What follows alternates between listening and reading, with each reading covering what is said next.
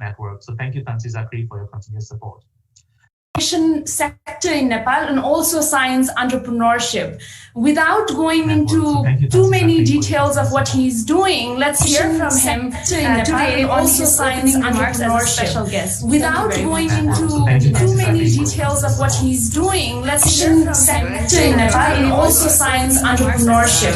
Without going into too many details of what he's doing, let's hear from sector in Nepal and also science entrepreneurship.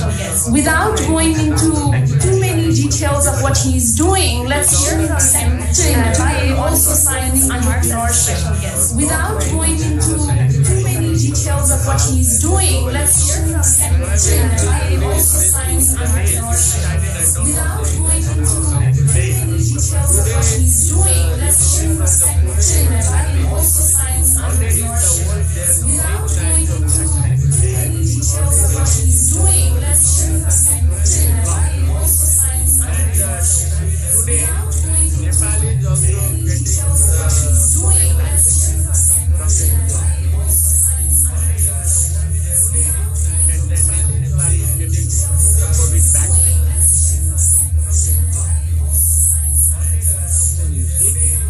So, and these all things has become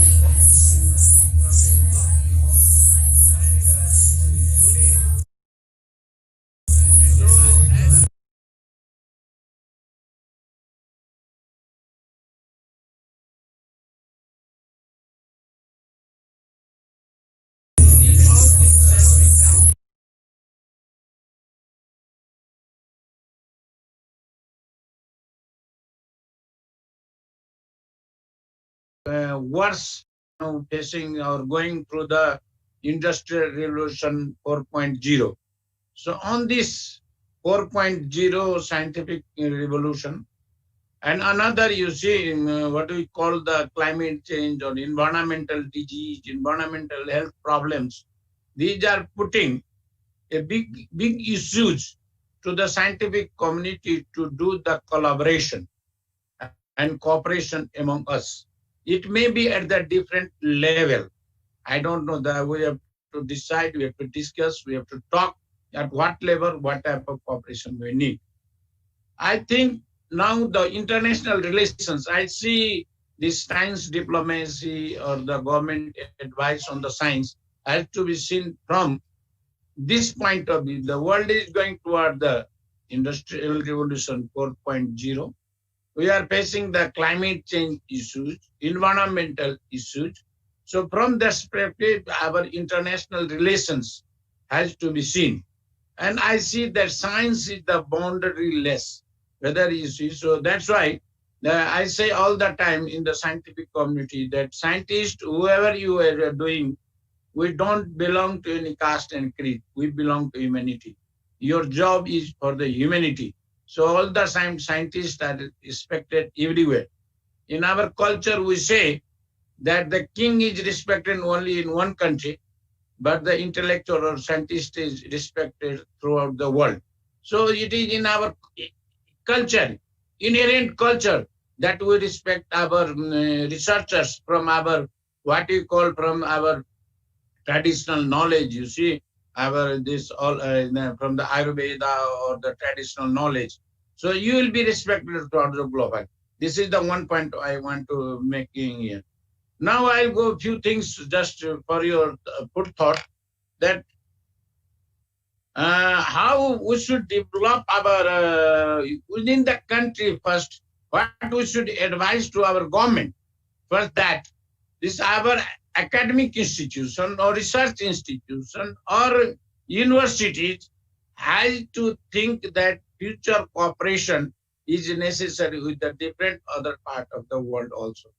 So NAST, our universities, NHRC, recast, NARC, there's a lot of few, our 5-6 organizations working in the science and technology sectors, and they should develop our relation, cooperation, friendship. Sometimes I have another feelings in my life that the things which are not done by money, that can be done with the friendship and the sweet words. So there is a big necessity of developing your personal friendship, your personal relations, your personal cooperation, your personal support to each other is also very necessary on the personal level, on the institution level. Now the world is coming on the scientific revolution, so we have to develop what we call, before we used to call only the science education. Now the term has changed to the STEAM education. There we call STEAM. STEAM, now it's STEAM. So we have to give more emphasis on this STEAM education from the very school level or college level. That has to be in our policy to be envisaged, you see. At the same time, this is for the government. Now I'll talk 2 points about I talk to our prime ministers, our policy makers, the party chief, that you are the politician, but you must have your scientific advisor. So I think the need of Nepal is today that our prime minister must have a very strong scientific advisor. Also, whether he deputes it to the NAST or anybody, but there should be on the behalf, there should be a person who should give advice to the prime minister for the policy making, to our ministers, to our foreign ministers. I'm talking to them all the times that you must know that today world has changed and you cannot do or you cannot live without science. I remember this today that you see C.V. Raman, the Indian scientist, said, does the poor country need science? And he answered, we need more science, and more science. Now I say, in today's world, we need more science, but we need more scientific cooperation. We need more scientific collaboration. And that's why the science diplomacy has to be the top agenda of today's work for the COVID perspective. Now, lastly, I'll say that what should be the way forward? That these organizations are working should regularly meet, discuss, and collaborate is one. And for the Nepal, I say that Nepal should also, our Vice Chancellor here, who was one of the, when we were getting the first science policy program, was the keynote speaker. Now is the Vice Chancellor. Our Planning Commission, Madam is here. So I request that Nepal should also form a forum or something like say Nepal Science Diplomacy Forum or something, which should regularly discuss, talk, collaborate, identify the issues and work out and intervene in our policy makers, to our decision makers, to go to our Ministry of the Finance, who say give the less priority. So with this, go to our Foreign Ministry. The Foreign Ministry should have the separate bench or say table who looks a focal person, because they have talked to them also. So with these few words, I again thank you, all of you, and it is indeed a great pleasure and honor for me. And I think this will help also to Nepal come back COVID, because when the COVID started in Nepal, I was privileged that the Ministry of Science, Technology and Education gave me a opportunity to lead a high-level committee on the comeback COVID, where we have a committee on this scientific research in the future. So future scientific research on this type of pandemic also should be your coming days agenda also. With these few words, I thank you again and congratulate all of you, and keep on working in these sectors, because the COVID is coming in the new form, mutation, which is, they say, 70 much more dangerous. So now we have to develop more awareness about the new type of COVID, this corona, and everybody stay safe and healthy. Thank you very much. Namaste. Dhanyavad. Thank you very much, Aju. So we heard Engineer Ganesha, former minister. What I hear from him is a lot of optimism every time I meet him, and also a lot of, he really pushes us to take risks.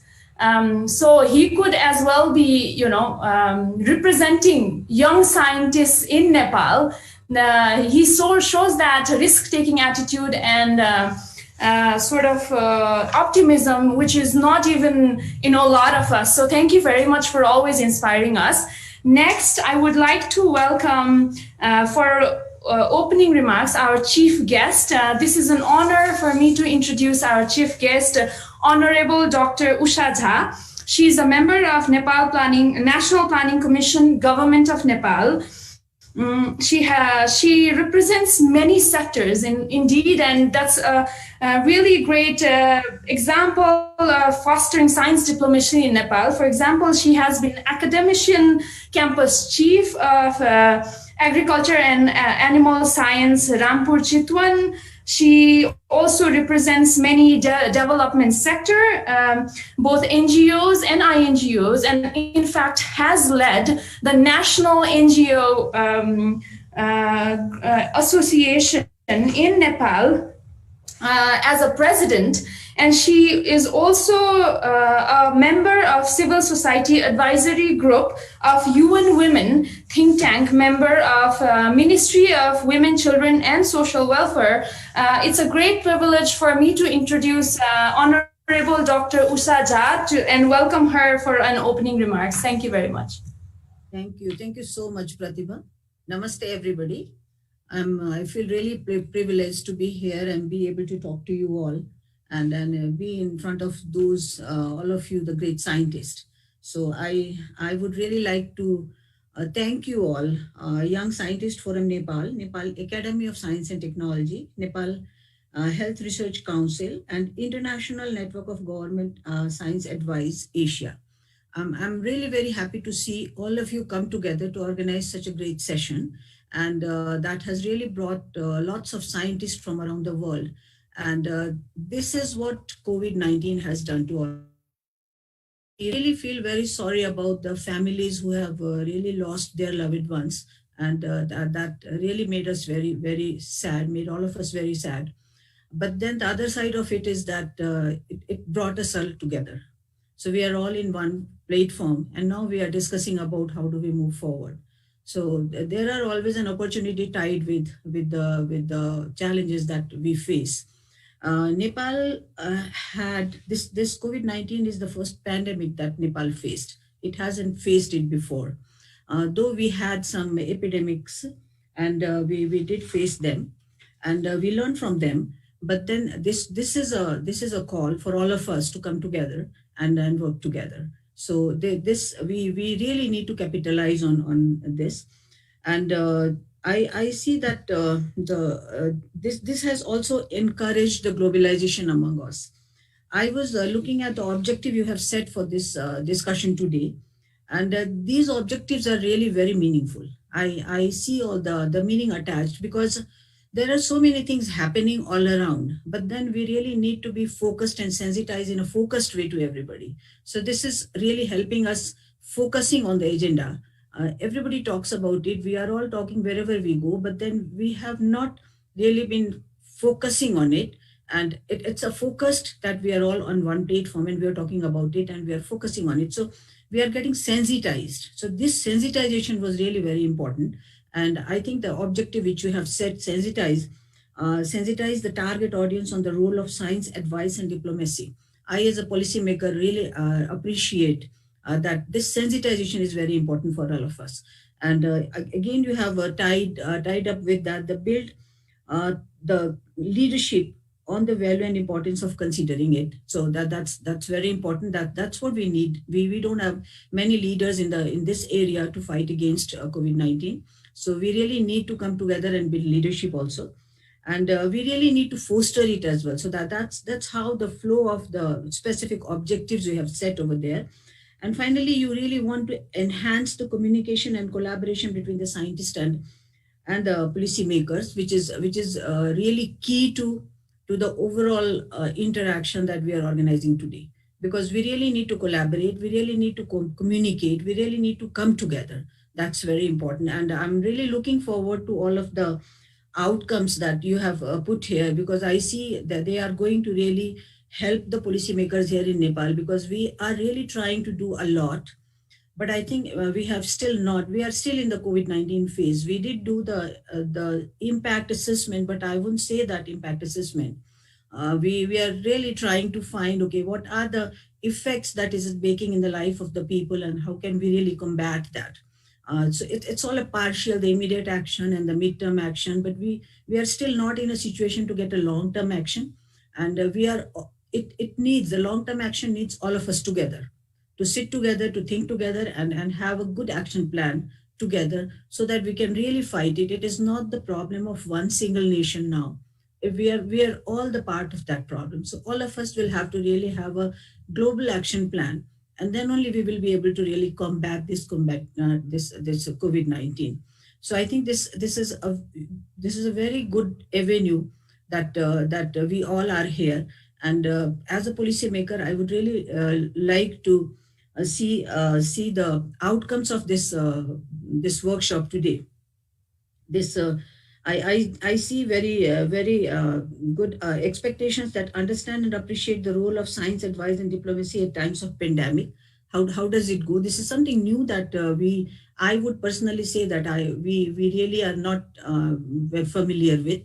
So I think we have to get this advice type of information from you all. And similarly, initiate and participate in conversation regarding the use of science advice in policy discussion and decision, particularly in LMISC countries. That's true. We are always already this, especially the lower and the middle income countries, they become the experimental ground for everything. So I think we really need to do something to engage it in the development of the planning process and develop the advice and scientific forums. And we need to recognize the value of engaging the international science policy collaboration platforms such as your network, and develop the networking and collaboration between scientists and policy makers. We are all working in isolation. I know that there are so many things going on, and we are all working in isolation. So all of us need to come together, and we have to really be very understanding to each other and coordinating with each other. This globalization, and it's very important to give meaning to the globalization to develop an action plan.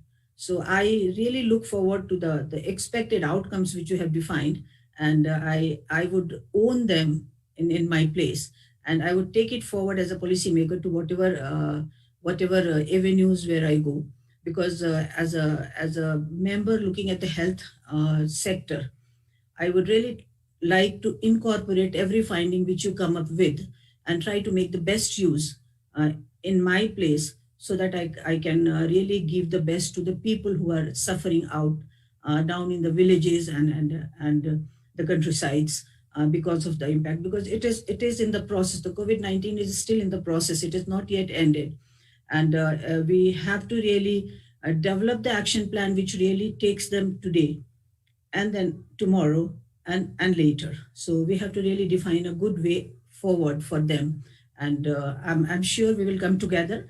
We will have a good document together, and we will be able to make the best use of the document together. I would really like to thank you all once again for giving me this opportunity, and I thank you all, and I wish you all best on behalf of the National Planning Commission. Thank you very much. Have a nice day. Namaste. Thank you very much, Honorable Dr. Usha Jha, for your speech.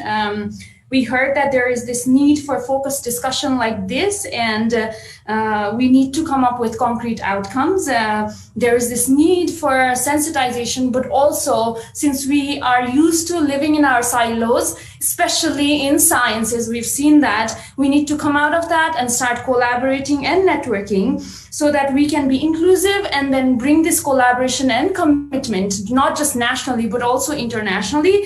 And the huge thing that she said was she gave commitment to this cause and said, as a policymaker, she can champion this as long as we are all together and willing to support the process. Thank you very much again. So with this next, I would like to welcome our keynote speaker, presenter, Professor Sir Peter Gluckman.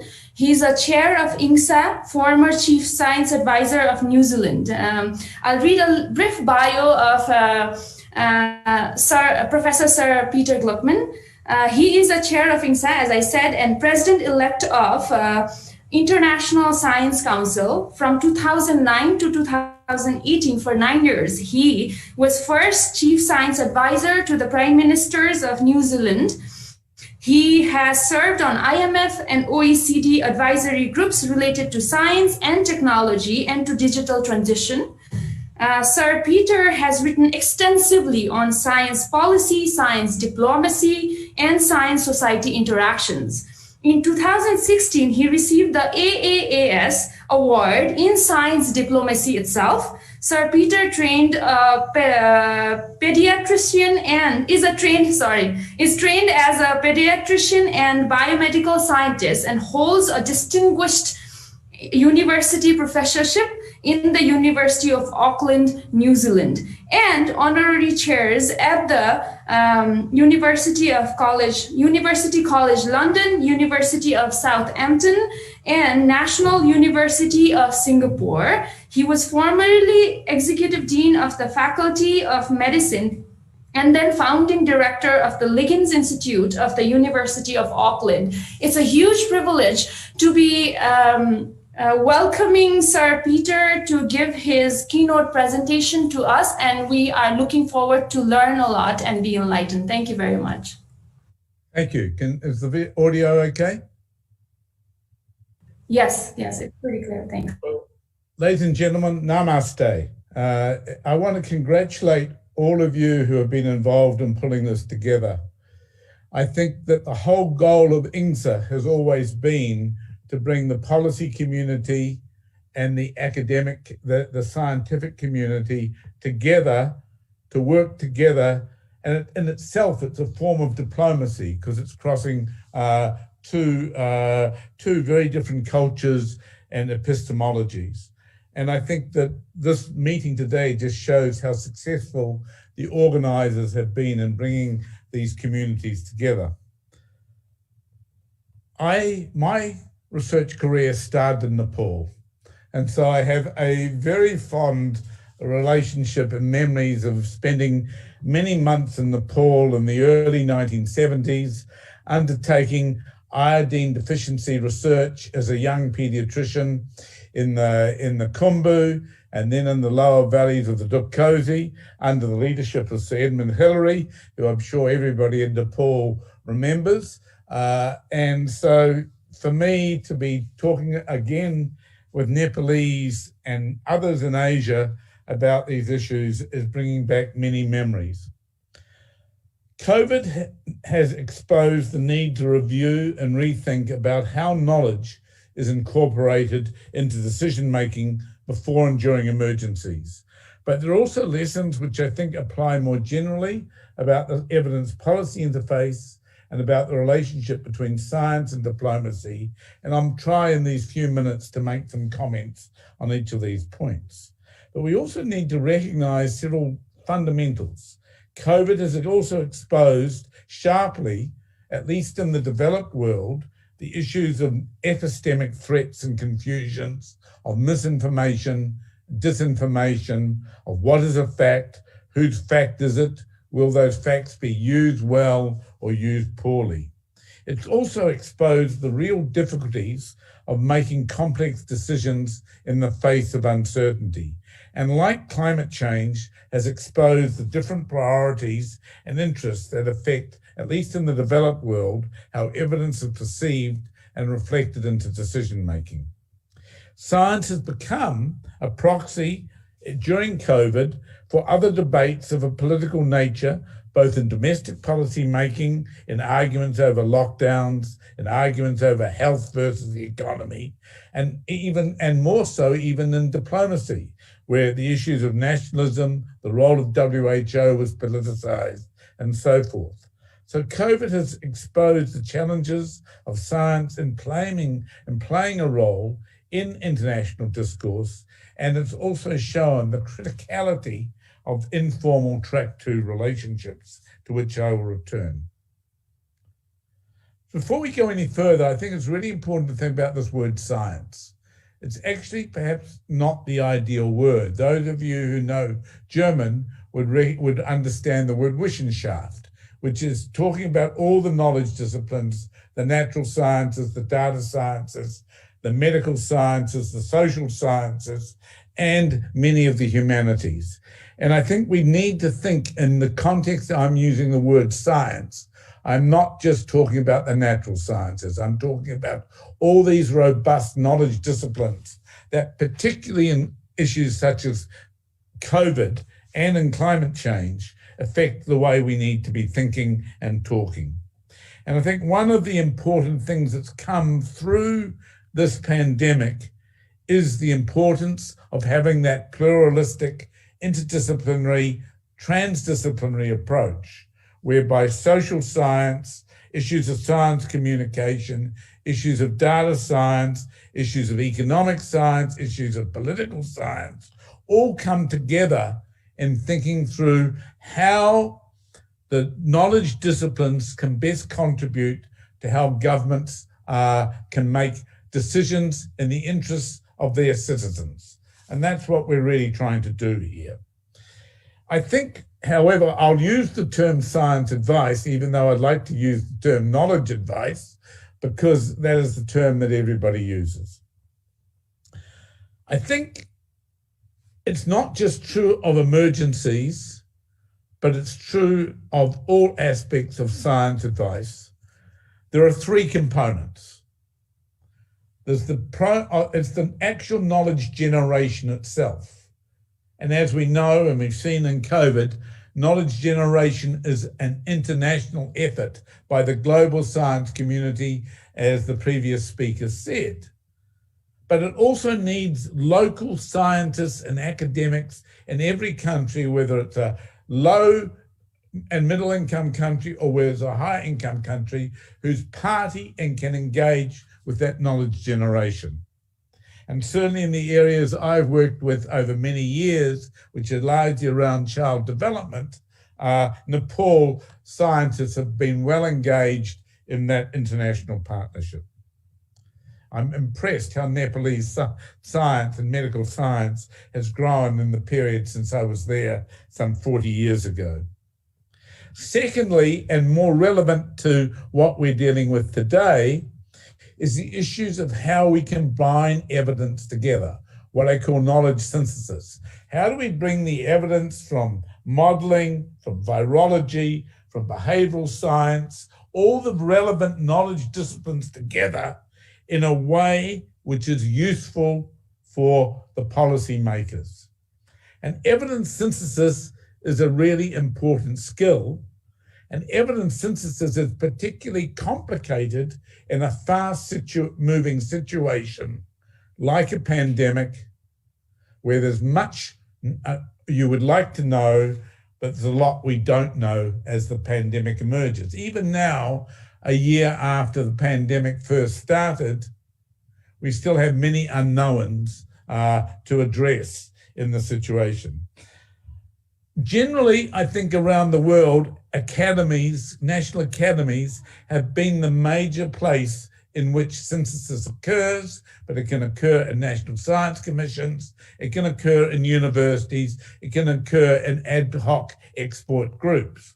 But when it's done, wherever it's done, I think it's critical that the pluralistic approach is taken and that relevant disciplines are all in the room. And I'll come back to that later. But we also must be aware that knowledge is only as trustworthy as the population that hears about the knowledge. And therefore, the more transparent we be, and the skills in science communication are very important.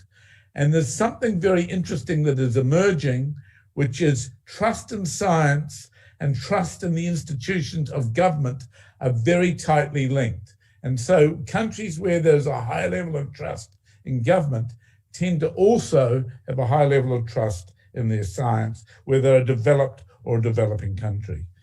But whereas evidence synthesis is a interdisciplinary scientific effort, knowledge brokerage is a very different skill. It may be done by the same people, but it's a matter of transferring that knowledge in a way that is useful to the decision makers and making sure that the questions the decision makers have are answered by the scientific community. Increasingly, I think it's clear that knowledge brokers are not necessarily the same people as those that do the evidence synthesis. And again, I come back to the point that was raised earlier. I think this is where chief science advisors has a particular role. I did not pretend to have all the knowledge of everything that I was dealing with in the multiple situations I had to deal with 3 prime ministers. But I was the one there to make sure the cabinet and prime minister understood what the science was saying, particularly in emergencies, and knew how to reach out to the scientific community for the questions they needed to ask. I could give you many stories of where in emergencies, and like Nepal, I had to deal with some serious earthquakes, where making sure the policy makers understood what the seismology was saying was very important. Important to brokerage is certain things. We must explain what we know and what we don't know, what are the limits of this knowledge, and what are the uncertainties around that. And one of the things which I think came unfortunate, particularly in the early stages of the pandemic, was overclaiming what modelling would tell us. Modelling is important, but we must add in the social sciences and the human responses and the other dimensions to understand fully what's going on. And so I think there are 3 elements to building a science advisory system, and I'll come back to its role in the pandemic in a moment. You need the institutions. How do you ensure that there's an institution that has access, be it that the National Academy has a particular role, whether it's a Science Commission has a particular role, whether it's in different ways. There are different ways of doing it. So if you don't have institutionalized access, then how do you know that the right science is getting to the policymakers in the right way? And that's where I think science advisory mechanisms need to be predefined. And thirdly, and this is where INGSA works hard with both policymakers and with scientists around the world, is the people involved in synthesis and brokerage need to have the skills to do it in the right way. This is not a matter of advocacy, it's a matter of communicating the knowledge that's needed. In a pandemic, there's another aspect, there are 2 other aspects to consider. One is timeliness. And so the more pre-prepared you are by having institutional arrangements in place, the quicker the right people can be in the room. And again, I think countries that were pre-prepared did generally reasonably well, but most have had to create ad hoc mechanisms. Secondly, and I think really important to reflect upon, the world has known for ages that there was going to be a pandemic. There's been no doubt that we're at high risk of a viral pandemic of zoonotic origin. But few countries actually have a properly constructed risk register of what risks they should be pre-prepared for. And I think increasingly, one of the roles of science advice is to work with the policy community to develop risk registers for countries. So if there's an earthquake, if there's a pandemic, if there's an outbreak of foot and mouth disease, if there is a space weather event, if there is a collapse of critical infrastructure, is it clear how it is going to be managed? And certainly I'm doing a lot now, and we're releasing a major paper in the next few weeks on the importance of risk preparedness and the role of science in doing that. And we could extrapolate from the non-urgent situation, from the urgent situation to the non-urgent situation. The other reason why you want to be pre-prepared is because when emergencies happen overnight. An earthquake is an instant event. A pandemic blew from being a small event, arguably, to a rapid event within a few weeks. Therefore, having people who have the trust of the government and who are accessible to the government, understand the government from a diplomatic point of view, it can make a huge difference. But in COVID, as already been mentioned, we're also dealing with it being a global rather than just a national area. And I think in that sense, we've got to think about how do science and international diplomacy interact together. And I think there's several things that we need to point out. Last week, the Independent Panel for Pandemic Preparedness and Response is created by the WHO, issued its second report. As you know, that panel is chaired by a former Prime Minister of New Zealand, Helen Clark, and by the former President of Liberia, President Johnson. And they issued a very blunt critique last week of the international diplomatic effort.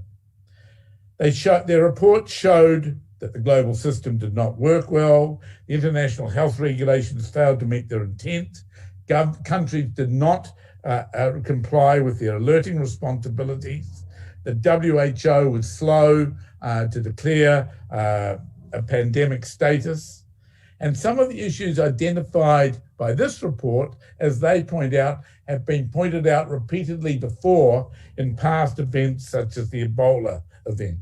It's taken more than a year before the WHO scientific inquiry team can get to the seat of the outbreak. The geopolitical tensions of a year ago clearly inhibited both the WHO and the global response. And I want to make three brief quotes from this report. First, overall, the procedures and protocols attached to the operation of the international health regulations seem to come from an earlier analog area and need to be brought into the digital age. Secondly, there has been a wholesale failure in the early days of the pandemic to take seriously the existential threat posed by the pandemic threat. And thirdly, the incentives for international cooperation are too weak to ensure the effective engagement of states with the international system in, and I emphasize, a disciplined, transparent, accountable, and timely manner. And we cannot manage pandemics unless countries are prepared to work together in a disciplined, transparent, accountable, and timely manner. In a moment, I will detail what INGSA has been doing itself to assist in identifying remedies to the last point. Overall, in many developed countries, science lost out to the politics of nationalism and so forth. And that led to a loss of time and decision-making. And once community spread was rampant, as seen in Europe, countries could not call back. The successful countries have been those that made early and hard decisions.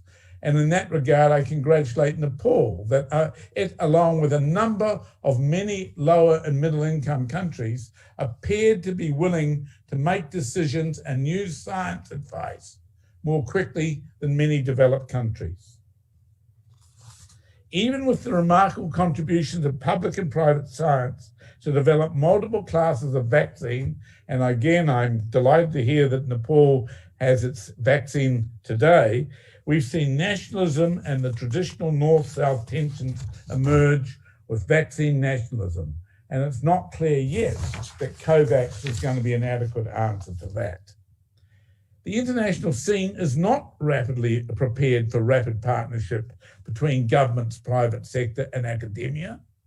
But and we need to learn, both with the Ebola vaccine development and now with this, what can we do, particularly from the interests of small and lower middle income countries, to accelerate how these partnerships can work. So what has INGSA itself done? Well, it's contributed in two areas where it has global leadership already, namely the evidence policy interface and in science diplomacy. So with regards to the evidence to decision-making nexus, INGSA established in early March rapporteurs in over 100 countries from within its members to document how different countries were addressing the evidence to policy interface in the pandemic. The first report was published in September from that and can be found on the INGSA website, www.ingsa.org.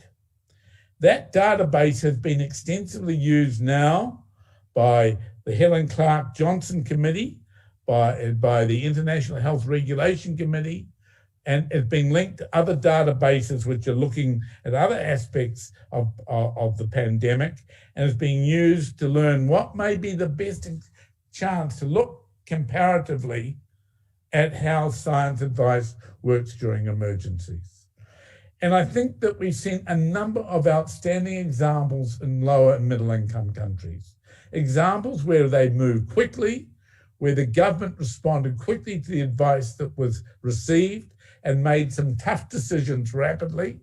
And those countries, many of them that tend to be the smaller countries, like Rwanda, like Nepal, like Cambodia, have done very well.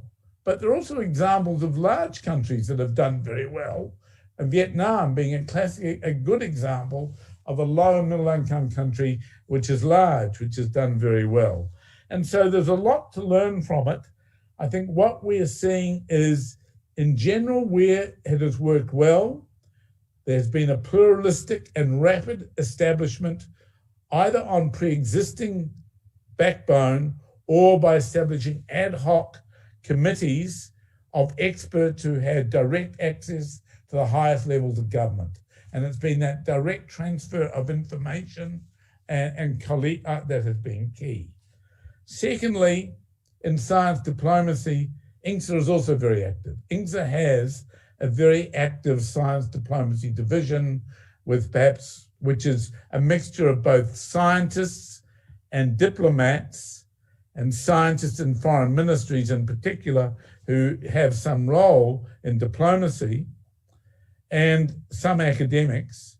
And within that science diplomacy chapter is a smaller grouping called the Foreign Ministry Science and Technology Advisory Network, which has about 30 countries, not many LMICs, but some, such as Pakistan, Rwanda, Senegal come to mind, that have been looking at these issues that were raised around the WHO and the international health regulations. As a result of that, they have developed a draft document which has been shared with both the International Health Regulations Committee and with Helen Clark's committee on what a new convention on pandemic management might look like. Those of you who are old enough to remember the Chernobyl incident with nuclear power will know that immediately after the Chernobyl incident, a new international convention on working together after nuclear accidents was created. And this may be the golden opportunity within the WHO system to think about a new convention. So there'll be a discussion paper which is currently being written, released about this for discussion with in the next probably 4 to 6 weeks. Secondly, we've been engaged in informal discussions on the issues of vaccine nationalism and vaccine diplomacy, and some of that work has been taken back by the member foreign ministries into their own discussions. Thirdly, and more so particularly in the early stages of the pandemic, we have acted as a track 2 connector, connecting LMIC countries and with each other, and in some cases with global north countries, their science advisory mechanisms where the connections were needed. And in some cases on some quite technical matters such as contact tracing. So I think to finish, because my time must be up, there are some major lessons to learn. First of all, I think in general, science advice needs preparedness. In other words, having the basic structures in existence already for both evidence synthesis and for evidence brokerage. Secondly, I think risk registers really do matter, and science is a very important part of developing a national risk register. Thirdly, clearly the global system is not up to scratch, but this may be a window of opportunity where countries such as Nepal, who have an equal voice in the global community with large countries, can play a role in moving things forward. Fourthly, science is key to diplomacy, whether it's about the fourth industrial revolution, as was raised earlier on today with all the new technologies, or dealing with pandemics, or dealing with many other new technologies that will emerge. Diplomacy will need science, but often diplomacy is not aware of what science is saying. And therefore, I think the role of developing science inputs into foreign ministries is critically important. John Kerry, who was Obama's science advisor, used to say, I need a scientist with me in the room to tell me when I need scientific advice. And he had, of course, Vaughan Tarikian, who actually chairs the Science Diplomacy Division of INSA, and Bill Colglazier as his science advisors. I served for 9 years as science advisor to our foreign ministry. And I think there's a lot to think about whether diplomacy and science need to work out their own structures to come together. So my final punchline is very simple. It doesn't matter whether you're a rich country and a large developed country, or a very poor country, or very poor or very small country. All of them need to think through what mechanisms they'll have for knowledge synthesis and knowledge for risk preparedness and for knowledge trend and for knowledge brokerage. And they need science diplomacy as much as any higher income country. So thank you very much. I look forward to, when travel is possible again, to returning to Nepal again. Thank you. Thank you very much, Sir Peter, for a very elaborative and informative presentation. I heard somewhere that there are only two constants. One is taxes, another is pandemic. Right? So even though the pandemic takes us by surprise a lot of times, it's really not a surprise. It's there and it's going to come back over and over again. And that's where we talked about, everyone is talking about the need for preparedness. And I heard a few things that I really liked and would like to reiterate. He talked about science as a robust knowledge discipline. We really need to internalize this and not think of it as just one discipline, and it even transcends boundaries.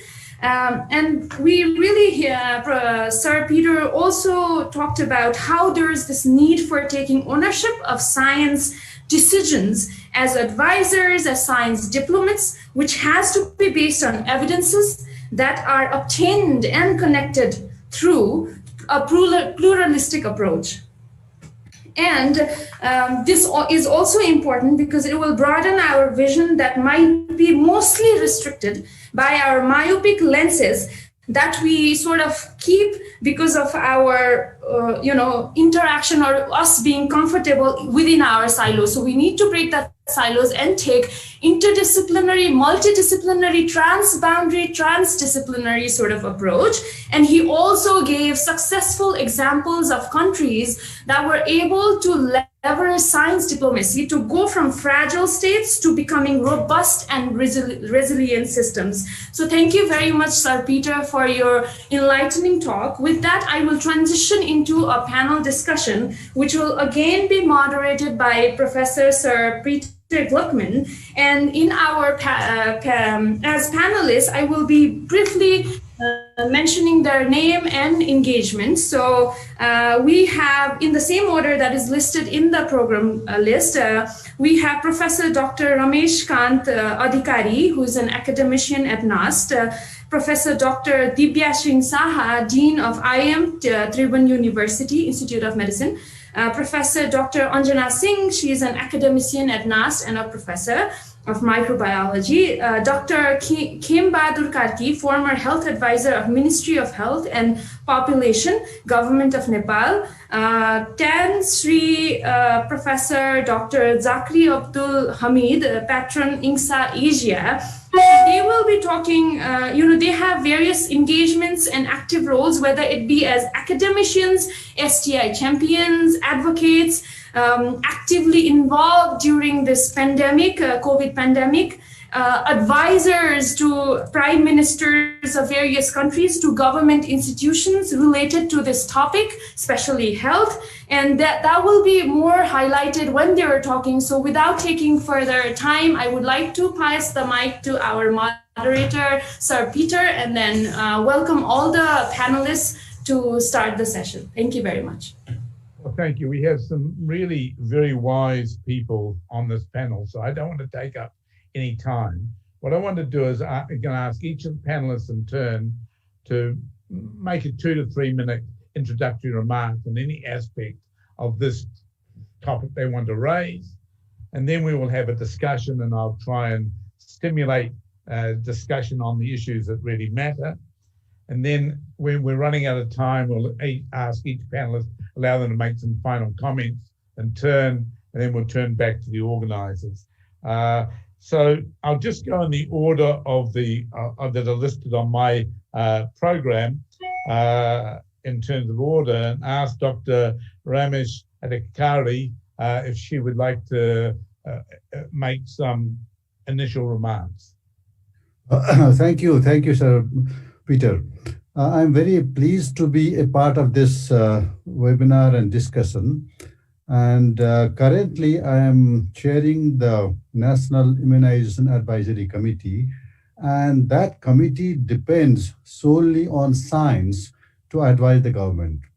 We are responsible for introducing or changing or bringing in or stopping vaccines and immunization program. When we do that, we have been given a very scientific process to follow.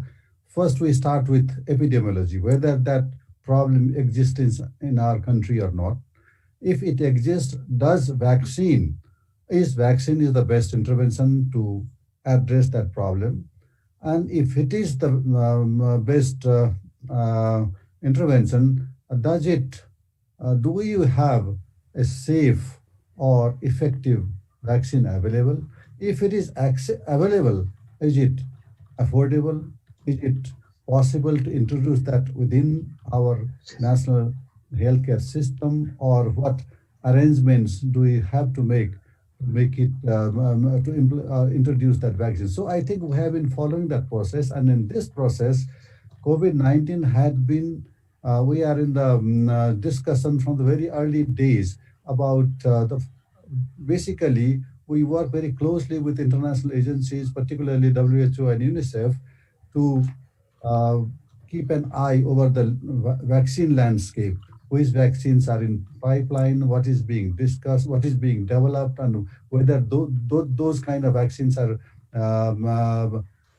feasible to implement in our country. So that kind of interaction had been going on, and we depended a lot on our international colleagues and scientists in the field. So I think I see my work very directly related to science diplomacy and scientific approach in trying to solve the problem that we're facing. Thank you very much. If there is any more question, I'll come back to it. And I'll be following up, giving you a warning now.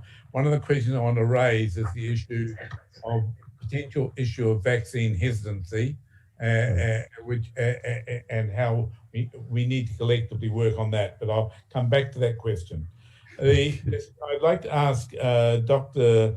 Dibya Singh if she would like to make some comments. I apologize if I pronounce names wrongly, but Dr. Singh, yeah.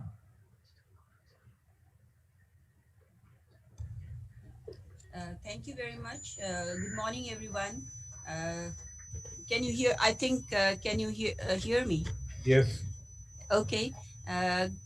Good morning again, and thank you very much, INSA, the Young Scientist Society, and the Nepal Health Research Council for organizing this important workshop, which is very important in this timing, especially in this COVID-19 pandemic.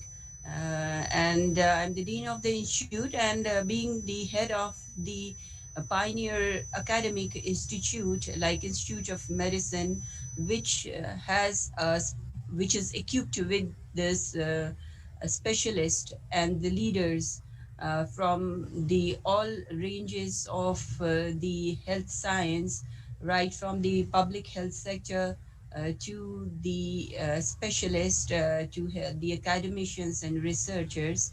So this the institution has an important role to play in right from the policy making, giving advice to the policy makers, and to the research for the development of or under conducting research to the treatment and how advising guidelines for the treatment and diagnosis of the COVID pandemic. So I think as an academic institution, it has a very important role to play in the this health science and the diplomacy, right from the public health sector to diagnosis, to the treatment, to the research. Thank you. If there are further questions, I will be continuing. We'll engage in a moment. Dr. Anjana Singh, would you like to make some introductory remarks? Thank you very much, Dr. Peter. First of all, I would like to thank for giving me an opportunity, especially to both the organizers, INSA and YSFN. When we talk of this COVID-19, especially when we start from the history, like Spanish influenza, it started in 1918 and it was started with the sneeze and everybody started saying, God bless you.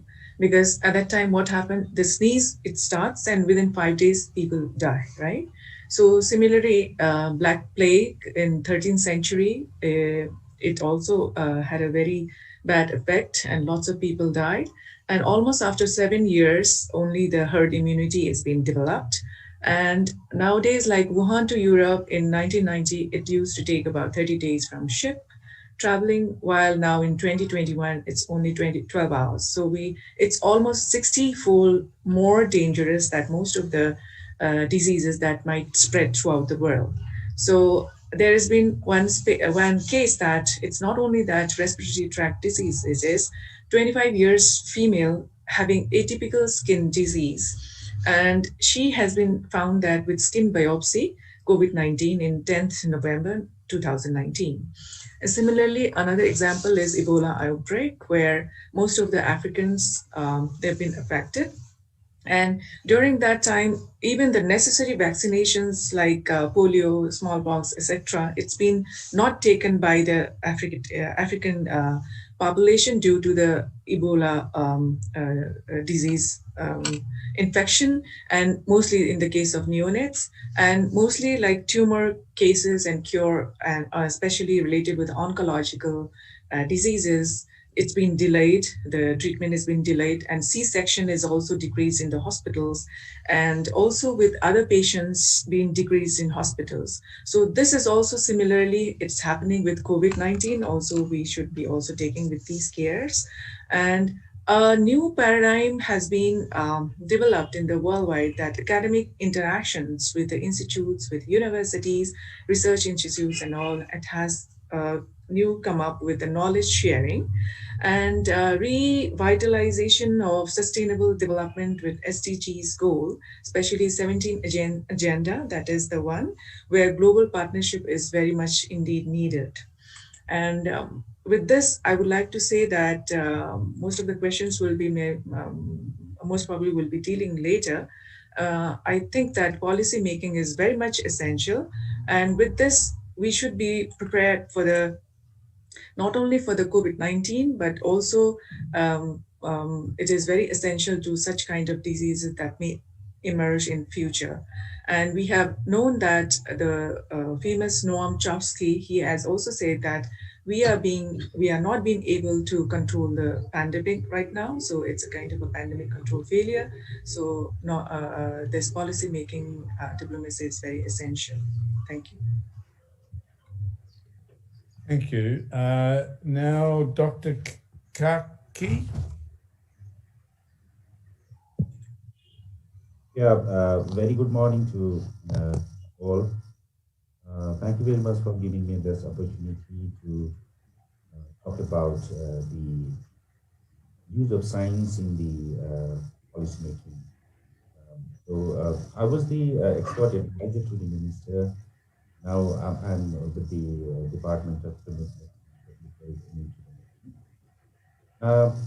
While I was working with the government, we tried to use the evidences for making these plans, policies, protocols, and guidelines. As much as we try to collect the information, evidences from the international experiences or international findings, and we try to use those evidences in the policies plan. So far, more than 45 documents we have prepared for containing this COVID-19 in Nepal, including plan, policies, protocols, and the guidelines. And I said mostly we prepare those plans and policies using this international evidences. But it was really a very hard time to get the local evidences for policies and plan, as we do not have the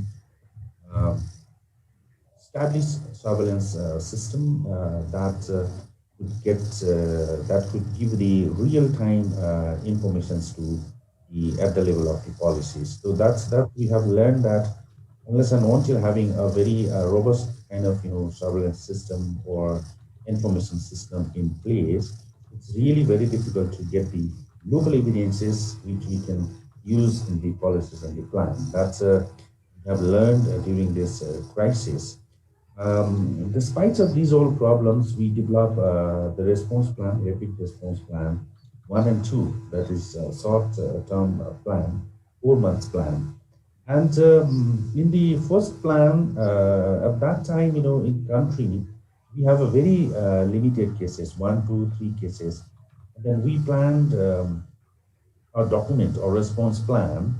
And for the planning, we did some modeling to get the cases, estimate cases.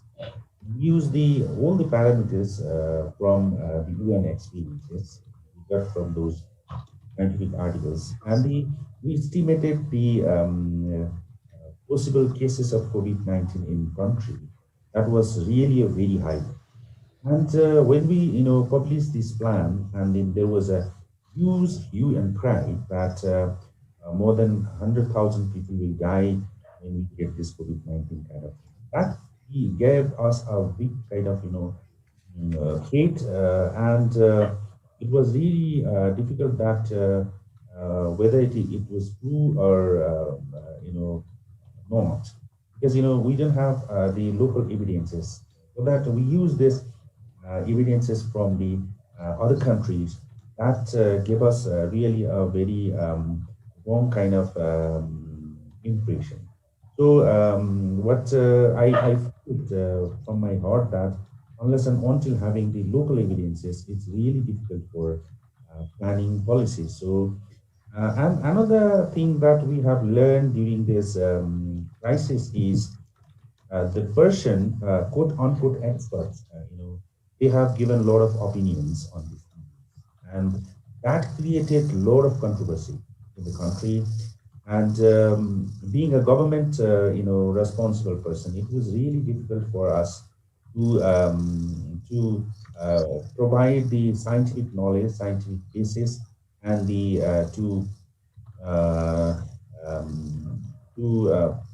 prepare the people to contain this COVID-19, because lot of controversies were coming out in the newspapers, and that in some time those kind of controversies, kind of informations guided the whole process, and it was very difficult that the government government policies and to implement this plan.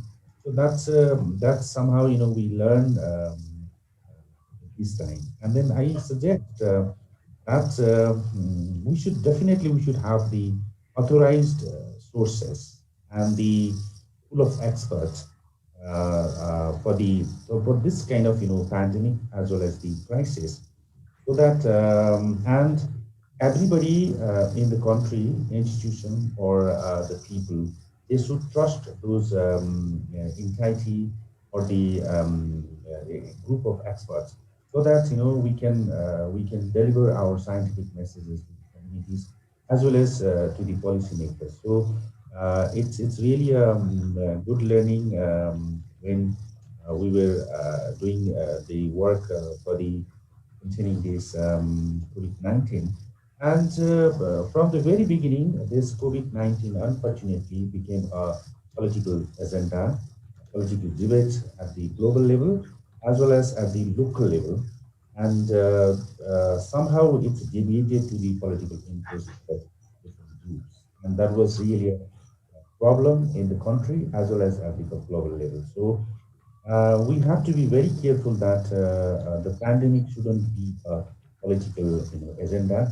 Definitely, it's a political agenda in terms of addressing the pandemic, but now this is deviated to the political interest, global political interest as well as the local political interest. That's really a problem. That was really a problem, and still we are facing some of the problems with those things. And in this sort of as Sir Peter highlighted that it's really complicated during pandemic, that when we have some knowledges or informations, and then we use those informations to prepare guidelines. But in a very short period of time, that knowledge has been changed, that information has changed, and then it's very difficult. As for example, we have set this quarantine or isolation for 14 days. And then after 2-3 months, we got a systematic review and the meta-analysis that after 10 days, there shouldn't be any test, and then we can release the people. And then we changed this guideline, but people didn't believe us, and still the people they want to have a second and third test, and also they wanna stay for 14 days more. So kind of it's a very complicated, because in pandemic we have informations, and in a very short period of time we will get the new informations, new knowledge, and it's very difficult to change those new knowledge into policies and programs. So that's we have learned during this pandemic. So in futures, for this kind of pandemic, we have to prepare the people that the informations or the evidences can be changed very rapidly, and as accordingly we have to change our guidelines and programs, so that we can prepare the people to accept the scientific knowledge and scientific information. I'll come back to that in a moment. Thank you very much. Thank you so much. Thank you so much. Zachary, my dear friend Zachary, do you want to make some remarks? Yes, Peter, and friends from Nepal and elsewhere. Namaste. I'm very glad to be here, but I'd like to be very brief. I would want to touch on the point of role of science and diplomacy. You would recognize during the inauguration of President Biden yesterday, one of the things that we noticed as scientists was his action to appoint a science advisor, Eric Lander, the famous geneticist, to be a science advisor, and with a cabinet appointment. That shows the kind of appreciation of political leaders on the gravity of the problem that we are facing today. And the US in particular is really work in progress. We saw how with the negligence or the inattentive former president on the role of science. We have today about 400,000 dead. You know, for a developed country, rich country, to have this record is abysmal. Let me also touch on the role of science diplomacy. Before that, I think the other keyword here is the need for political will. And Sir Peter mentioned about that in his lecture, the need for decision makers to listen to the scientists, and that includes the diplomat. Peter also mentioned about diplomacy needing science, but they don't really know what they wanted out of science. So hence the science policy that we need to pin down. I just want to reiterate the 3 prerequisites that Peter mentioned towards the end of his lecture. One is the state of preparedness, and most countries don't have that. At the very best, they have an ad hoc mechanism to advise government on the pandemic. Of course, we are more organized now, but the impact is still not seen. So in that context, I would second the proposal by one of our speakers just now to have in each country a national science and technology, national science or science diplomacy forum. Do it first nationally, then we can also try internationally. In the INSA, through Peter's initiative, we have launched the so-called Southeast Asia Scientific Advisory Network, where the group of countries in ASEAN is working together on how to approach our preparedness on the COVID. This also relates to the global system, which is still not in good order. The other point, of course, the importance of risk register, which also relates to preparedness, but there's a lot of things going for us to have the risk register. So I think let me stop at that. Peter, I can go on to other aspects if you wish. Thank you. Thank you. I'm going to make 1 or 2 very brief comments just on that a couple last points, and then open up the discussion.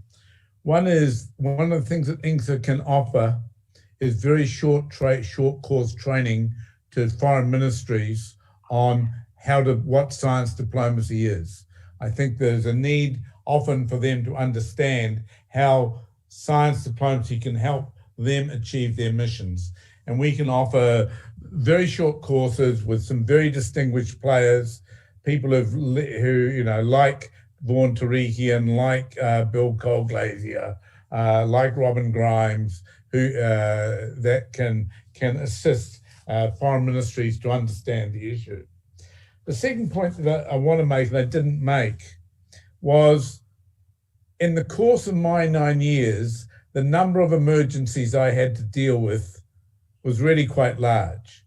And therefore, I think having a standing role for a science advisor who is seen as part of the national crisis management system is actually quite important. I dealt with several earthquakes, I dealt with a shipwreck, I dealt with a bioterrorism event or a feared one, I dealt with aquifer contamination, I dealt with utilities failure, major utilities failure. There's a number of issues that cropped up where the science advice was very critical, because the one thing the science advisor can do is point out what the emergency managers may not be thinking about, because they're not thinking in that pluralistic way. But I want to come back now and open up the conversation. There was a link, I think, between the first comments made by Dr. Adhikari and the comments made by Dr. Kakri. And they really come down to the issues around what I think is going to be a significant issue, that is vaccine uptake. assuming we can get adequate volumes of vaccine, and that's obviously an issue, particularly in the global south, where the COVAX system has not yet proved its value, and we've got issues of vaccine nationalism in play about vaccine distribution. But put that aside, the reality is that unless we get a large percentage of the global population vaccinated, we're not going to bring this virus under control easily. And the issues that Dr. Singh raised will just continue and can continue and continue. So the issues of vaccine hesitancy, in whatever form it takes, whether it's due to indigenous and local knowledge that's resistant to vaccine advice, somewhat reminiscent of the problems they had with Ebola in terms of local burial traditions that inhibited management of the West African Ebola epidemic, or whether it's due to misinformation, manipulated information, as is the anti-vax movement in developed countries sees. I think the issue of how we actually, and this is where Dr. Kakri's point about communication is so important. And one of the things that we have learnt in New Zealand is the importance of consistent, trusted information. And one of the things that we now do in New Zealand is be very clear who is going to be the scientific communicator, not having 27 or 50 different people communicating, but somebody who's a trusted voice of the scientific community. It may be the science advisor, it may be the chief medical officer, it may be, but having consistent messages matters. And I think that one of the issues that Dr. Kakri raised is the issue when there is plethora of conflicting voices, the public loses trust, and therefore the way the scientific community manages things is critical. I'm reminded of the tragedies of South Africa that occurred when there was a very prominent scientist whispering in President Mbeki's ear that HIV was not a virus, and many deaths were caused by that. So we need to be we need to think, and I very much, about science communication, trusted science communication in crises. Anyhow, I've spent too much time talking. Would some of the panelists like to talk to the issue of vaccine hesitancy, vaccine resistance, dealing with this communication issue? Would any of you like to make some comments? Yes, thank you, Sir Peter. Yeah, I think recently there was a global study where they asked this question: do you believe in vaccines and would you like to take the vaccine? Nepal was one of the top 10 countries where vaccine acceptance was very high.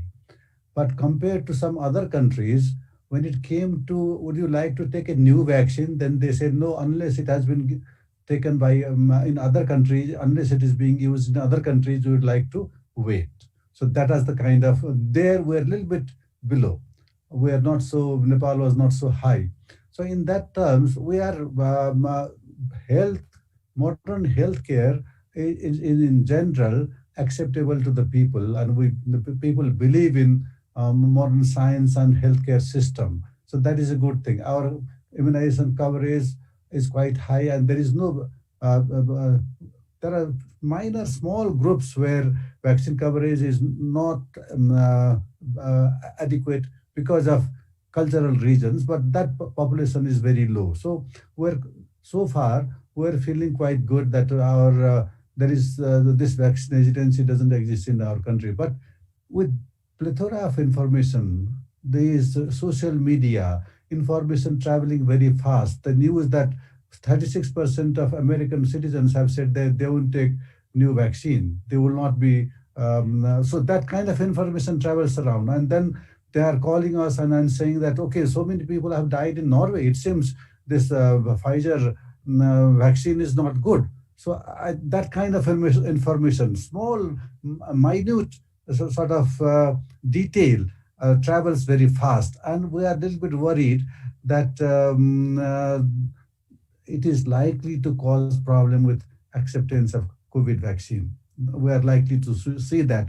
Even among the health workers, we are conducting some studies, and they say that they say you first take, you take first, then I will roll up my sleeves. They would like to see their colleagues to take the vaccine first.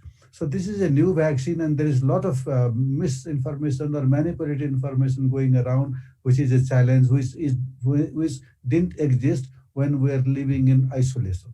So I think this is a very important area which we are likely to face, and I don't know how global scientific committee can help us overcome that kind of problem. Well, let me just make a brief comment to that last point, Dr. Adhikari. In fact, tomorrow morning at 7 o'clock in the morning, there's a meeting of an expert committee that the International Science Council has set up under my acting chairmanship, because it will be chaired by a distinguished virologist or epidemiologist, to consider how we might help in this area of science communication around the vaccines, because we see this issue being a key issue. Now, the WHO will obviously be able to make some comments, but in different countries, the WHO is respected or not so respected.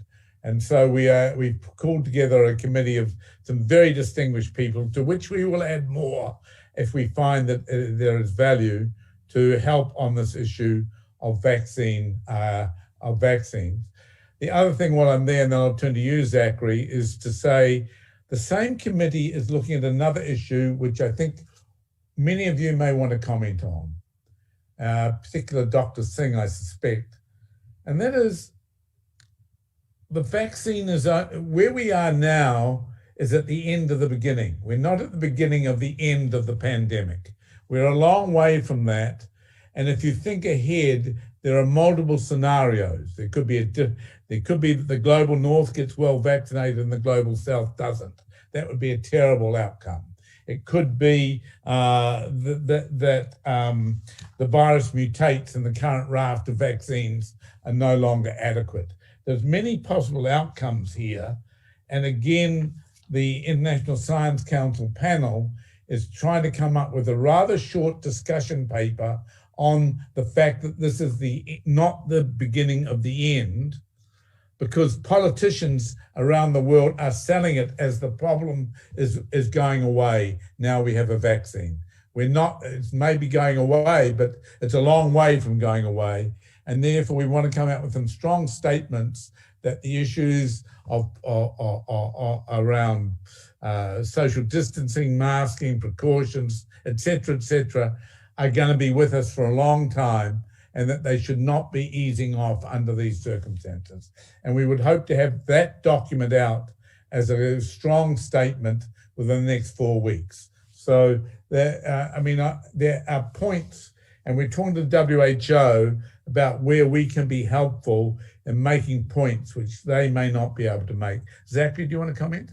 Yes, on this vaccine, and I commend your efforts to undertake some of those initiatives at the global level. But I think on this vaccine, I want to raise the issue of the role of the scientists or the expert, in particular in each country. The issue of vaccine, I think, is no less dissimilar from genetically modified organism, or the HIV in South Africa that you mentioned, Peter.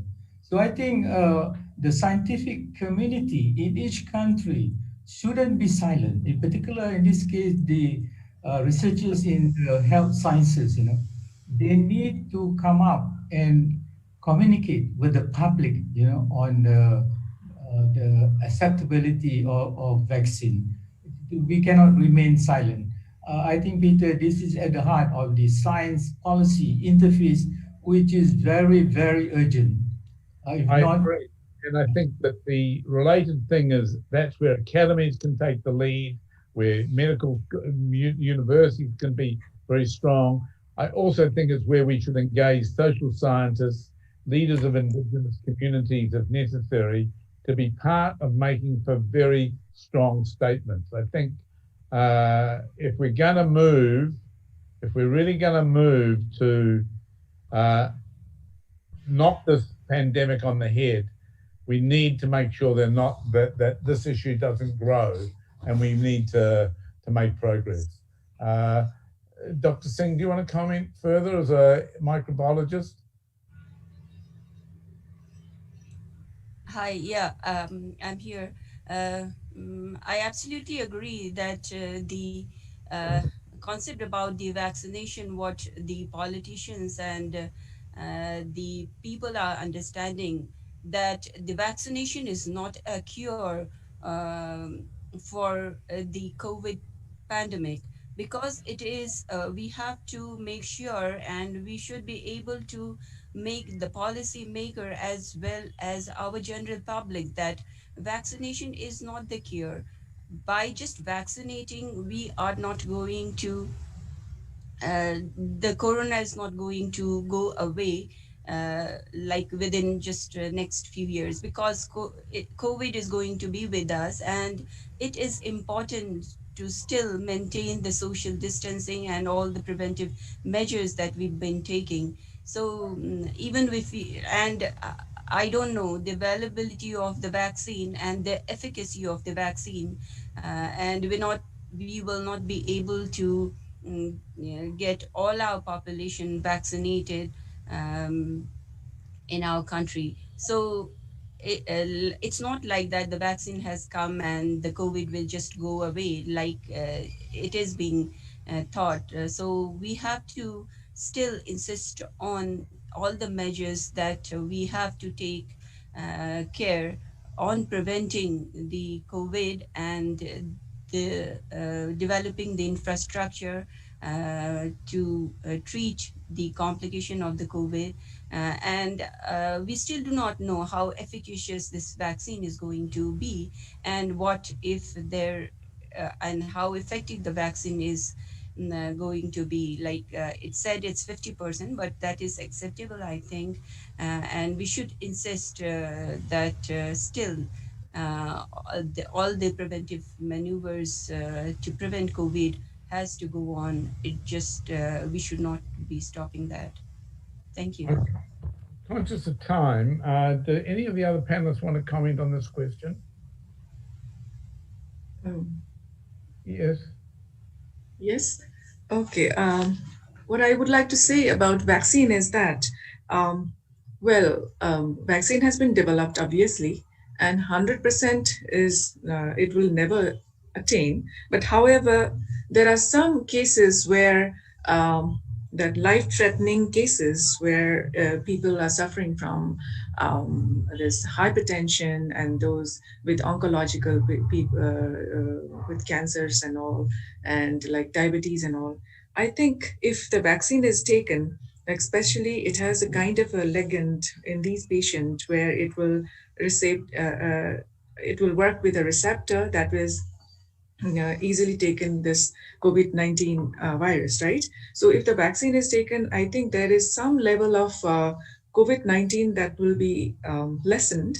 It's not that 100%, but obviously, as Professor Divya Singh also said, that there are some measures for the measures has to be also taken care of, that all this social distancing, wearing masks, and then washing hands, and then taking nutritious food, and having vitamin D, and then sunlight, and all these things are there. But I prefer that to some extent vaccination has to be done. Because lastly, also I have told and presented that during that Ebola outbreak also, it took almost 7 years to have a herd immunity. Until and unless the herd immunity is being developed, I think there has to be some measures that has to be taken care of. Thank you. I suspect over the next 2 or 3 years, we'll see second generation vaccines of different natures appear, which may be even more acceptable. For instance, we have at least one oral vaccine in development. So we will see. Look, we're running out of time. I think with a vaccine available, development of new vaccine is going to be a big problem. and we still need more effective or more less expensive vaccines to be developed. I think in that area also we need collaboration. The scientists in different countries need to work together to develop a mechanism whereby we can help in the process of development of newer vaccines. No, I agree. I think that even though this was remarkably fast, the development to date, I think we still need to find better mechanisms to bring academia, private sector, and governments together for rapid development. This is not going to be the last pandemic, as we know. And we're running out of time, and I know that the organisers are desperate to keep to perfect timing. So I'm going to ask each one of you if you want to make any last comments, and we'll go through in some, and I'll ask Dr. Divya Singh if she would like to make any last comments. Yeah, like regarding this pandemic, I have some comments for the country like ours. We have had pandemics and the natural disasters in the past. I have the comment, I have some comments in this that we should have more, structured and the inter-organization communications as well, collaboration and coordination, like each organization and the departments, and they are functioning just in isolation. And I feel the coordination is one very important thing that we lack, and that is very important whenever we are overcoming or we are fighting against the natural disaster or pandemic or so, that we have to develop that policy, that the communication between the academic institutions, scientific community, and the policy makers, and the implementation as well. So if there is no coordination, it does not work, however good the organization or the scientific evidence or the research are happening. The other thing is, now we have to build the digitalization of the health or the health informatics, and we have to have the scientific data regarding what is the burden of the disease and what the past these pandemics or the data regarding these pandemics, so that we would know that the scientific evidence, what is our real problem. So we still do not have registries of different diseases, and we do not exactly know. Unless we know our problem, it's very difficult to formulate the policy to come back to this problem. So that is the area I think we should be focusing on. And the third is, this pandemic is not going to be the last pandemic, as everyone mentioned. So we should have preparedness for the future natural disaster or the pandemics, in terms of the scientific based our guidelines, the policies, how we are, if it happens, how we are going to combat from the policymakers to the implementation agencies or the organizations, how we are going to do that. Maybe we should have a flow chart or the guidelines that I do not think we have in solid. We have, but it's not in compiled form or a more structured form. That is one thing. The other thing is, we should take this as a learning experience and an opportunity to build our infrastructure and our health diagnostic facilities and the research facilities, not only in the cities, up to the villages and the far remotest places, so that we will have at least basic infrastructure and facilities to combat this problem. And finally, we should have the public health and the other sectors, the advocates, which can spread the awareness to the people. Unless the people of our country are aware, and finally, even the educated people, they should there has been in this pandemic, what I realized that the politics also is coming into the play. So pushing the government to take wrong decisions, so that should not be the way we should do, and we should have international collaboration to develop the vaccines, and so that is my final comment. Thank you. Thank you very, very much. And I think in those comments, you've made a very strong argument for preparedness, which I think must involve scientifically informed risk registers. And in doing that, you need all those, it helps break down the silos by having those discussions. And you need a pre-prepared form of some form of science advisory mechanism that can be activated as appropriate, whatever the emergency is. So I agree with all those comments. Dr. Kaki, would you like to make, in 1 minute, any final comments?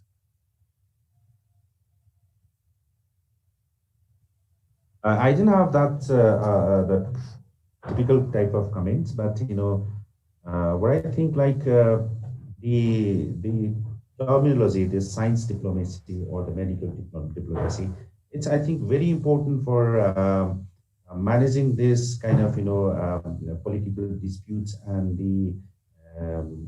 we can encourage the collaboration and coordination between the countries.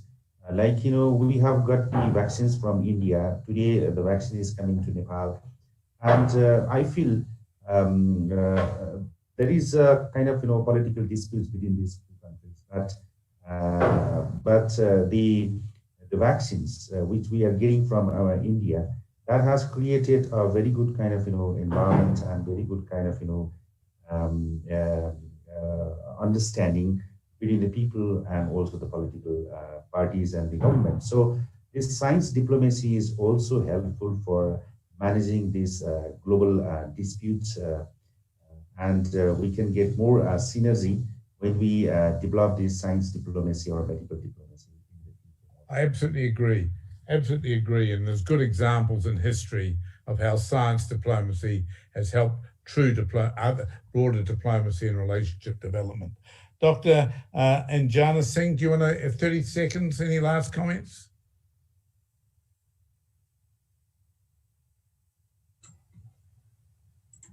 Thank you.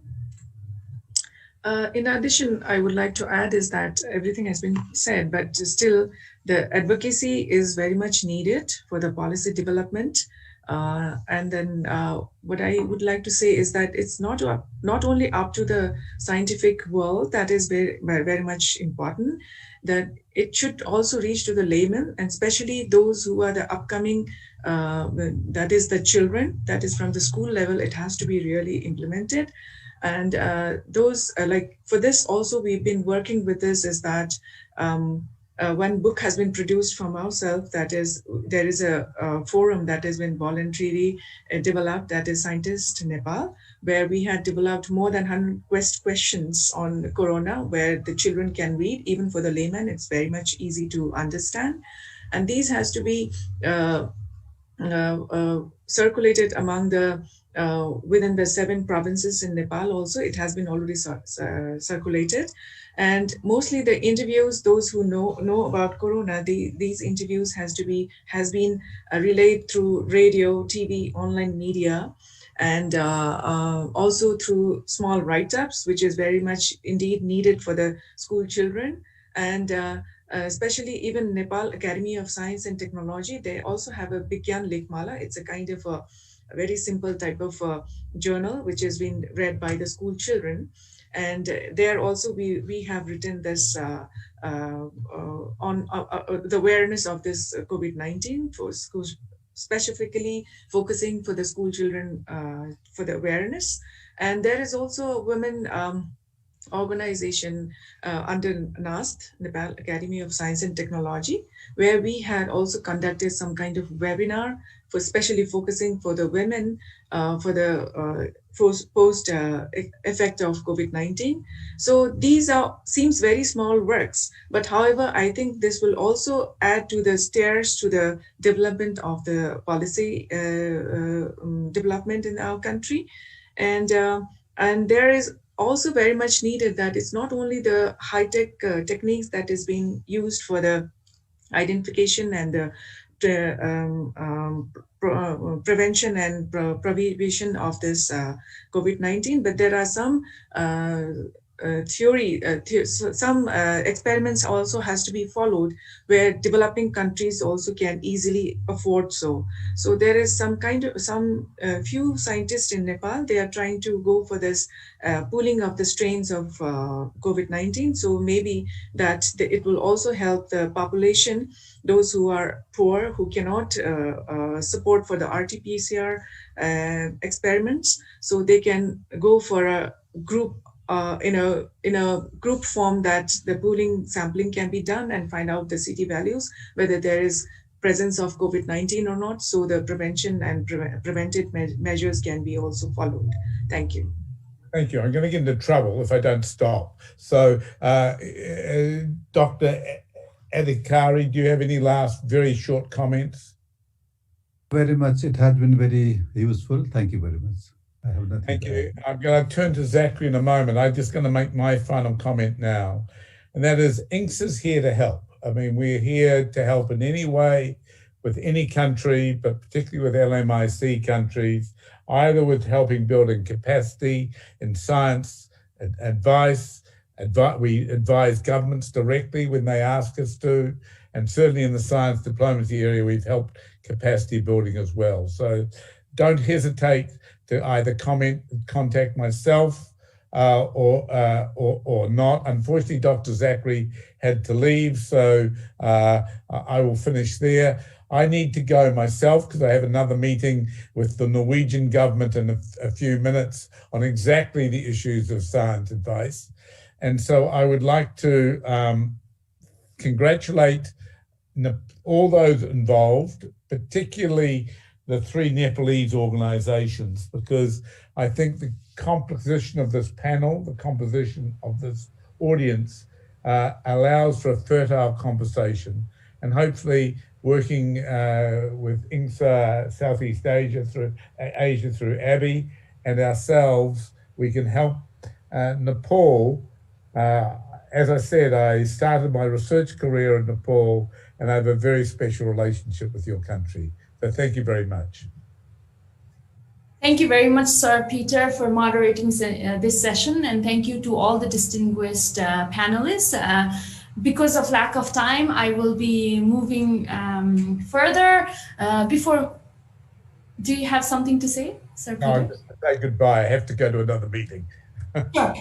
Let's go away with a call to action. As I would urge everyone to think about what is your role and responsibility after hearing all of this from your own individual and professional level. What can you do right now and in future to plan for the future, for the preparedness, especially in the issue related to science diplomacy. With that, I would like to welcome for our closing remarks, Dr. Pradeep Gyawali, who is an executive chief at NHRC, Nepal Health Research Council. He's also an associate professor of pharmacology at Institute of Medicine, Tribhuvan University, and he's directly involved with Government of Nepal in various high-level for COVID-19 responses. I would like to welcome Dr. Pradeep Gyawali for our closing remarks. Thank you.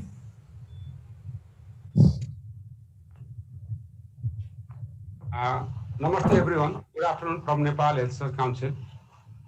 I believe that all of us have gained various aspects of science technology diplomacy.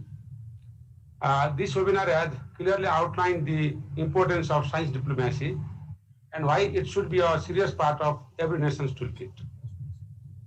It can offer a mechanism to build trust, create dialogues, and allow access between nations.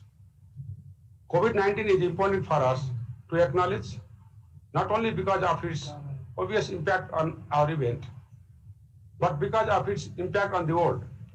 And it has also shed light upon how science and diplomacy happens to be crucial at this time. As we are listening to this webinar from various concerns of the world, the diplomacy has just begun. First, we learn to listen, and second, we learn to respond according to the domain of talk we are attending. Getting to know how to respond to certain agendas, that is where diplomacy begins. Finally, on behalf of Nepal Health Research Council, I would like to express my appreciation to all the participants for taking time out of your busy duties to attend the webinar. And I am very much thankful to Sir Peter Gluckman for his wonderful presentations. We are also very thankful to Dr. Ushaja, Honorable Member of National Planning Commission, Engineer Ganesh Shah, former Minister for Environment, Science and Technology, and Professor Abi, Chair of INSA Asia.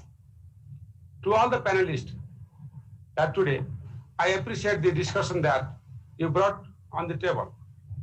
To Sri Professor Dr. Jakri, to Dr. Khem, former advisor of Ministry of Health and Population, Professor Andana, scientist at the NUST, Professor Divyasik, Dean of the Institute of Medicine, Professor Dr. Ramesh Kant Adhikari, he is the former Dean of Institute of Medicine and now is the advisory of Vaccine Committee of Ministry of Health and Population.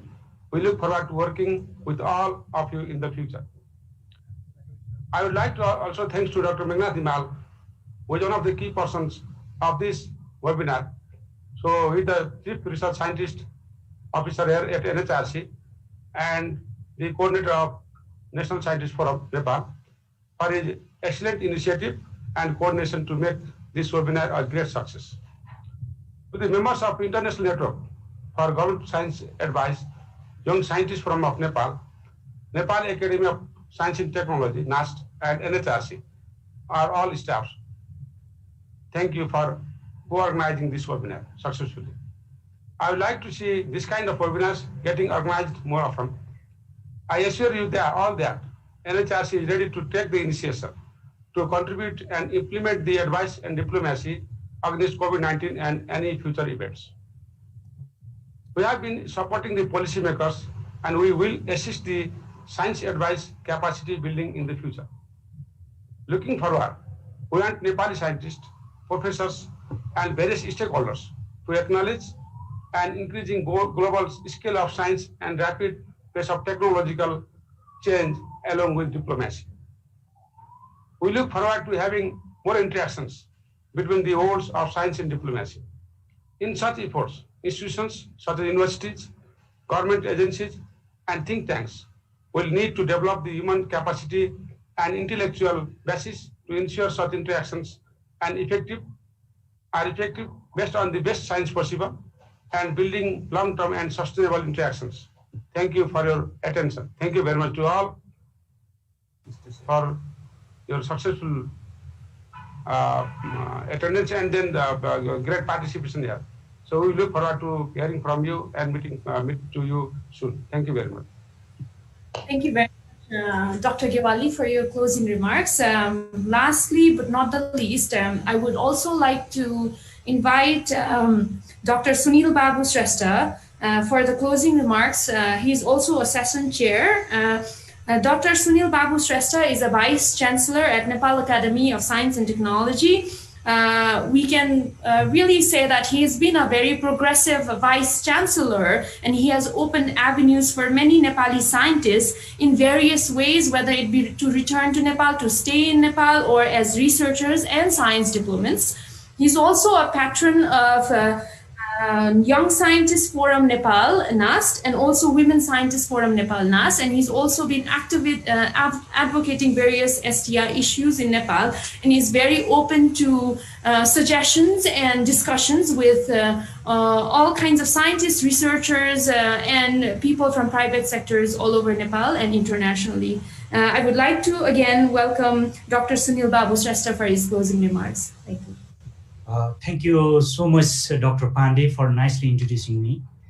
Chief Guest, Honorable Member of National Planning Commission, Dr. Ushaja, Special guest, former Minister of Science and Technology and Environment, and Goodwill Ambassador of the NAST, Engineer Ganesh Saha, Member Secretary of the National Health Research Council, Dr. Pradeep Gyawali, distinguished keynote speaker, Sir Peter Goodman, is distinguished panelists, academicians, and associate academicians of NAST, participants of webinar, ladies and gentlemen, warm greetings from the Nepal Academy of Science and Technology.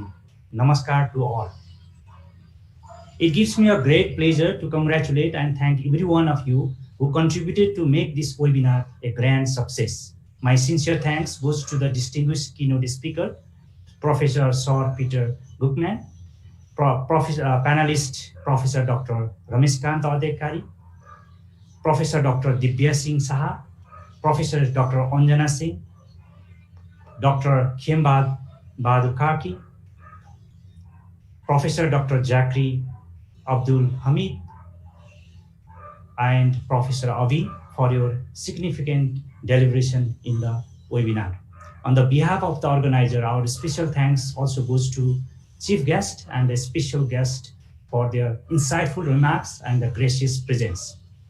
This webinar has definitely provided us insights on the impact of COVID-19, the measures taken by the world to combat the pandemic, and not only the advisory role, but also the active role played by the science and scientists to develop the vaccines against the COVID-19 to ensure the safety of the entire world.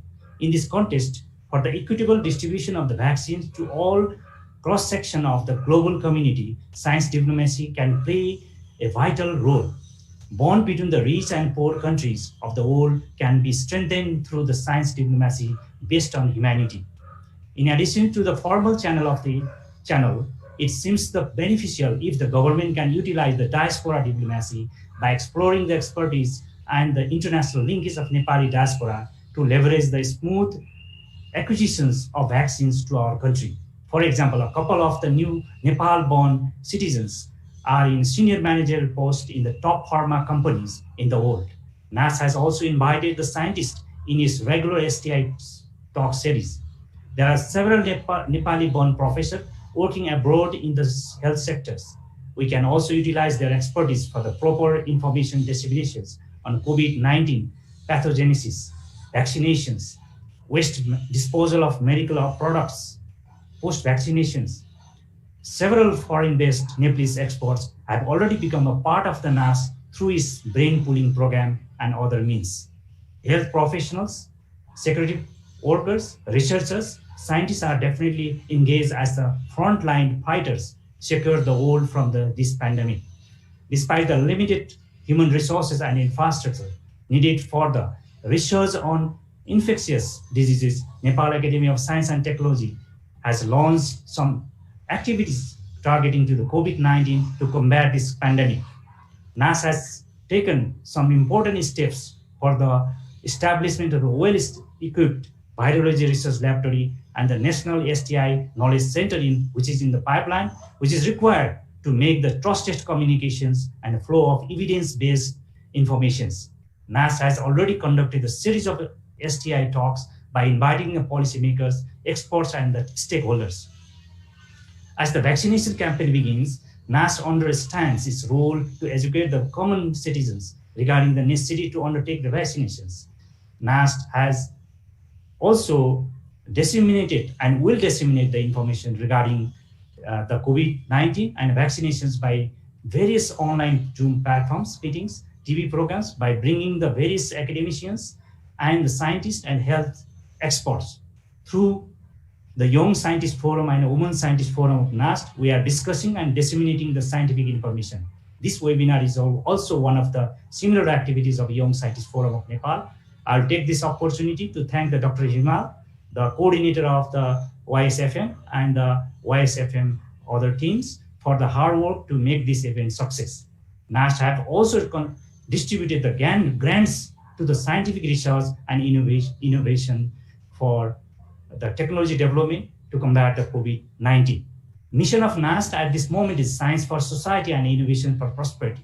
In this connection, we have established the Center of Innovation for Prosperity and incentivize its activities, especially focusing on the activities related to the COVID-19 response.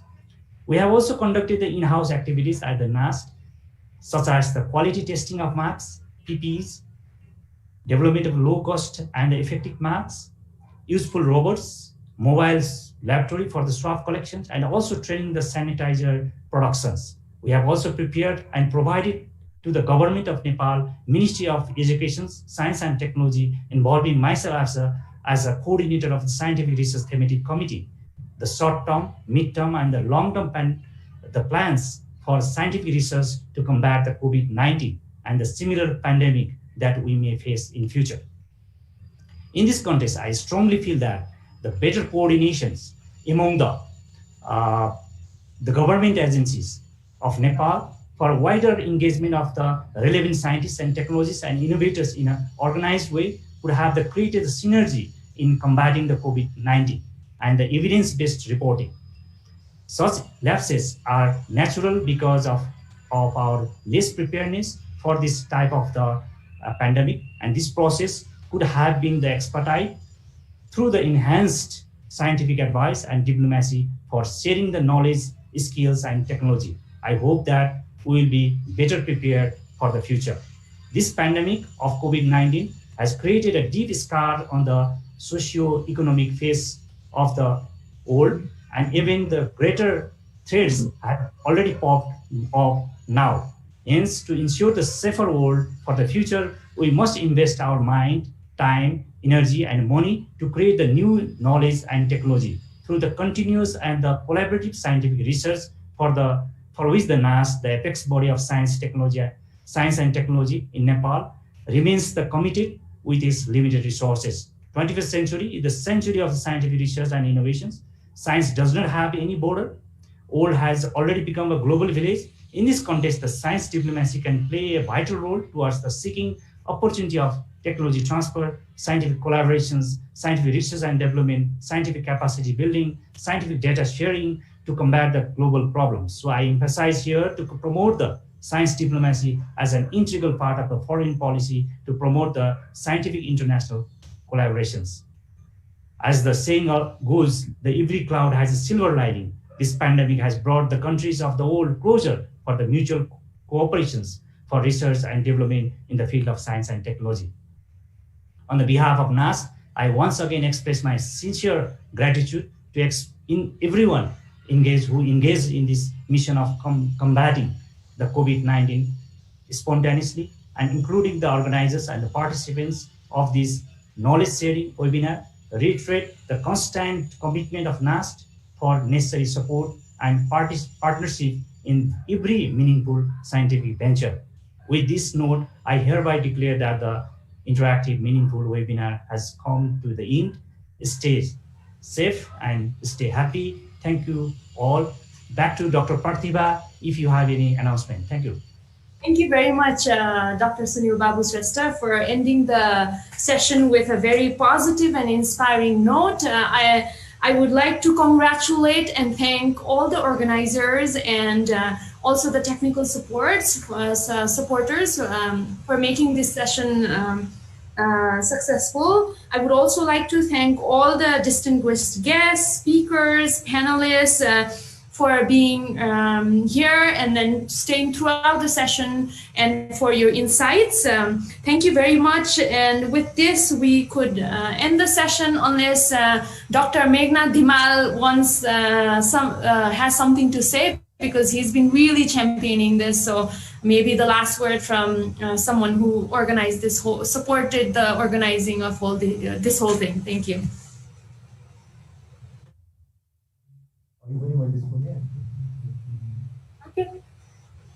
Organizer from Nepal, Nepal Academy of Science and Technology, Nepal Health Research Council, and Nepal Academy of Science and Technology. Thank you so much and stay safe and healthy. Thank you.